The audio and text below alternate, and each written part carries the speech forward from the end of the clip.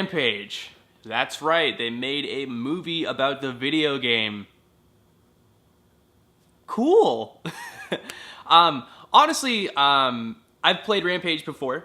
I played the 2006 game on GameCube. I thought it was really fun. I think it's a really cool arcade game as well. I really like the original Rampage, and never really thought that it would be turned into a movie.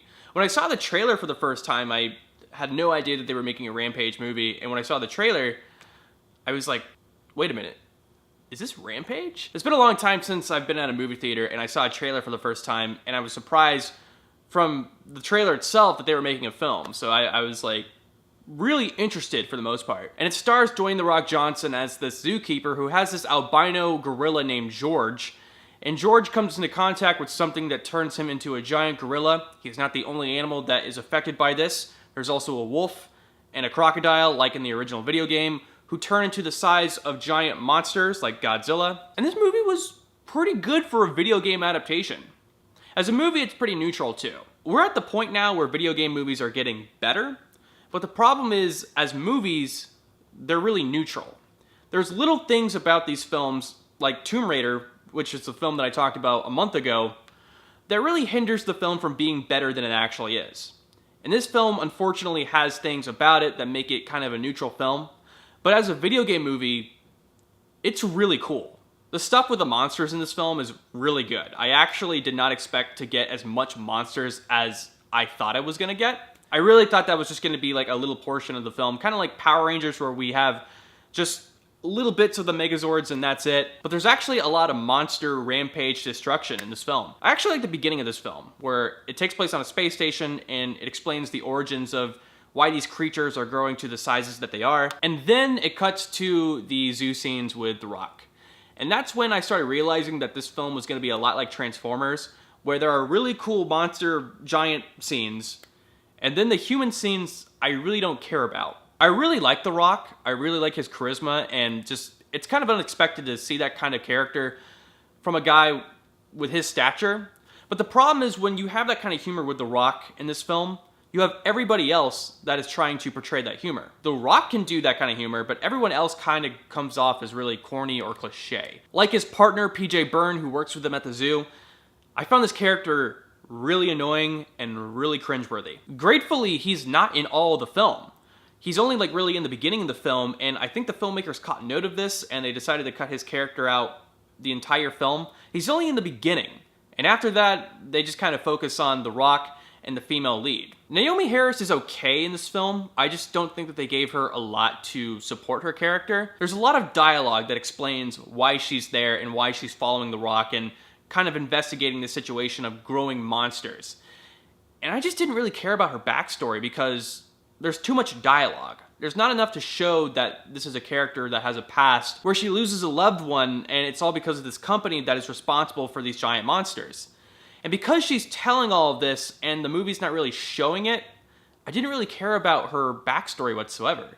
She's kind of just in the movie and there's only a reason why. And you don't really care about her or the reason why she's in this film. And Jeffrey Dean Morgan is in this film, and he kind of portrays this government official who is just like, it's really hard to describe, it's just kind of playful, really. Well, what do we have here? I'm a government official. You guys, this is your past. I've got bio descriptions on my iPad, and I'm gonna use my snarky ways to playfully interrogate you. You know what I mean? It's just like, it's really just kind of government, playful, Texas-style whatever. And because of that, there's a lot of scenes where The Rock and Naomi Harris have to talk to government officials, and they basically have to prove themselves to these government officials and tell them they know what's going on and this is what they have to do. Unfortunately, because this is kind of like a cliche movie, the government officials kind of blow them off and do their own thing. There's a lot of that in this film, and it really gets kind of annoying. There's even a scene where they walk to an airplane, and for some reason they're handcuffed, and it's like, they haven't really done anything wrong. There's no crime that's been committed. They haven't really done anything illegal. Why are they handcuffed?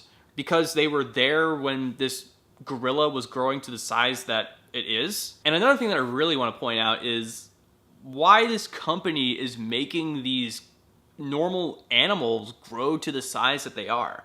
Like, what is the point of that? Like, I get that you can do that and that's cool, but why are you making these animals grow to the size of Godzilla. The only theory that I can kind of figure out, and this isn't necessarily a spoiler, it's just an Easter egg that's in the film that doesn't really pertain to the story, but it might as well. I would like to think that it pertains to the story. They actually choose to put in one of the business offices the actual Rampage game. You can't really see it because of the f-stop and because it's blurry in the background, but if you've played Rampage and you know what the logo looks like, that's Rampage in the background. So they decided to put the game in this universe of the movie, Inception. So the only thing that I can really think of is some business guy played the game Rampage and was like, yeah, let's do that. Let's make animals like Godzilla size. So I don't know why they chose to do that, honestly. Honestly, guys, if you really want to watch this film just for the giant gorillas, crocodiles, and wolves, you're gonna get that. I honestly got more of that than I thought I was gonna get, and I was very pleased by that. But if you're also wanting a movie that focuses not only on these giant monsters, but on the human characters as well, you're not really gonna care for that. This is honestly a little bit like Transformers, where we have like all these good special effects, but the characters kind of suck. They're not as bad as Transformers, but it's very kind of close. So yes, guys, that was my review to Rampage, and guess what? Avengers Infinity War comes out tonight, baby, and I'm going to be reviewing that. So stay tuned on my channel for my review of Avengers Infinity War. I'm probably going to be doing my no spoiler review, and you know what? I am. I'm going to be doing my spoiler review as well. I am so excited. Stay tuned for that, guys. Comment down below what you thought of Rampage, like this video, share it, and please subscribe to PixelTalk if you haven't yet for more movie reviews, trailer reactions, and gaming content. Thank you guys so much. I am Corbin Stuckey, and this is Pixel Talk.